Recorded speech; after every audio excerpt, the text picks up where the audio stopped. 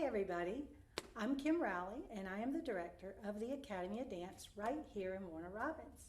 Tonight I am going to read you a story by Allegra Kent and it's called Ballerina Swan. Allegra Kent was a very professional ballerina in the New York City Ballet. So we're going to learn a few ballet terms while we're reading our story today. So, Ballerina Swan. So some of the words that we're going to learn today are bar. So what is a ballet bar? Well, if you see these lovely bars that are right here beside me, that is called the ballet bar. Epaulement. Oh, that is a very nice way that we move our shoulders and turn our head ever so slightly. And so that is called epaulement. Grand jeté. Oh, grand jeté is a great big jump. It's a huge leap and your legs stretch out as far as they can stretch. Plie. Plie means to bend your knees, and we do that every time we start a ballet class. And port de bras.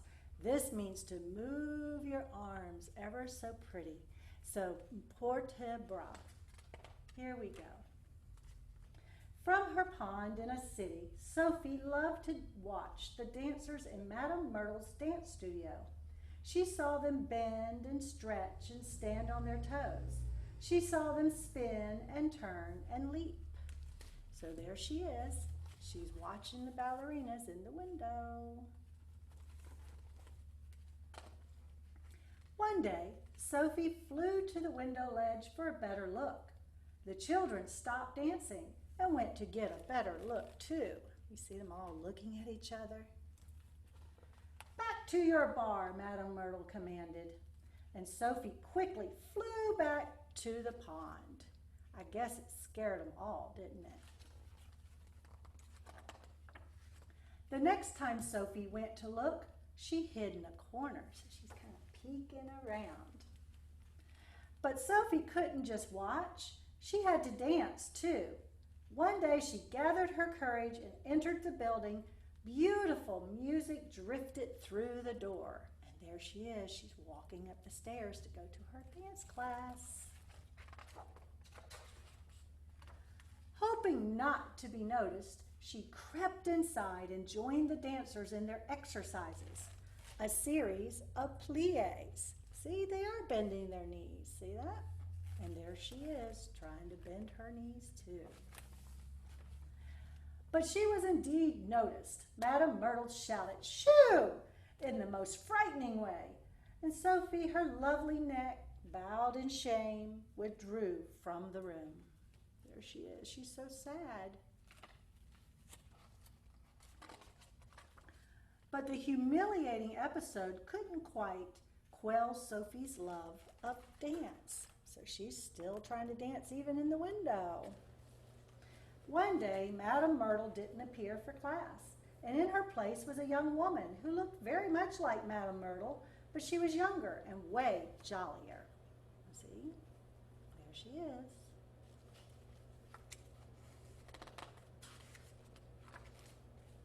The dancers all looked jollier too, and they danced lighter and higher than ever before.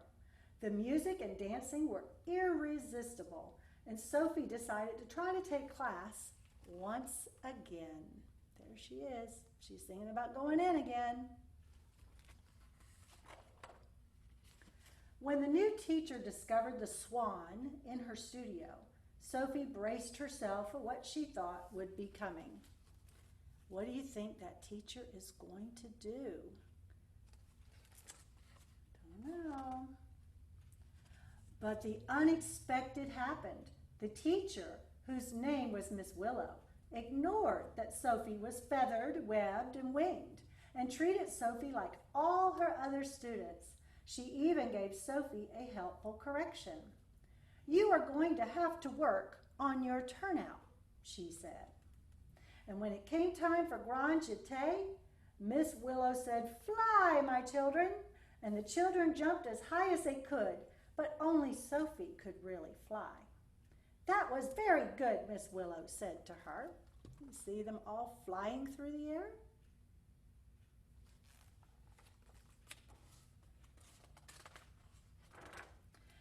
after that, Sophie went to class every day. She learned that some things come very easily to her and other things were difficult. Because of her long, graceful neck, she was very good at épaulement. Can we see your épaulement? Nice, long, tall neck.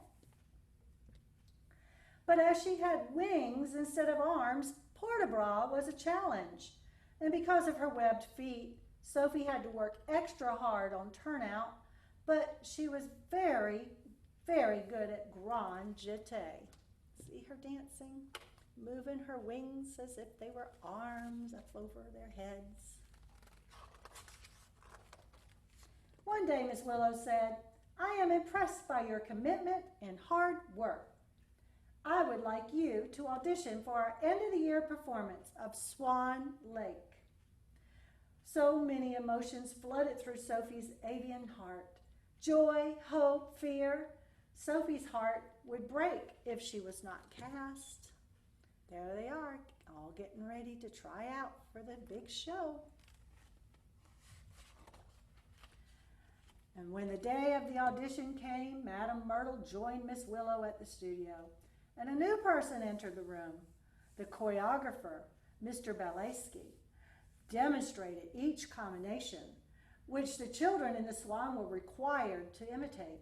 And some of the combinations were easy and familiar, and some were very, very hard. See, there he is. At last the time came for the roles to be announced. All the dancers were eager and fearful. Sophie was most eager and fearful of all. As she scanned the list, she didn't see her name, and she read the list more carefully. She still didn't see her name. There they are, looking to see what part they got in the show. They're all looking, but I don't see Sophie's name either. Oh no. Sophie walked off in deep shame and disappointment. She bowed her head low so no one would see her tears. But someone did. It was Madame Myrtle. "Why are you crying?" she asked. "Aren't you happy with your role?" Sophie looked up. "Her role? Your name is on the back of the list," Madame said. "Didn't you see it? Mr. Ballerina created a part just for you. You will be the Swan." There she is.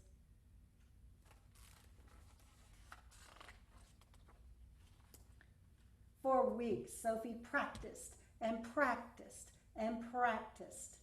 She attended every rehearsal, even rehearsals in which she didn't have a part. And when she wasn't practicing, she listened to her music and pictured her steps in her mind. Do you see her listening to her headphones, listening to her music and practicing with all the other girls?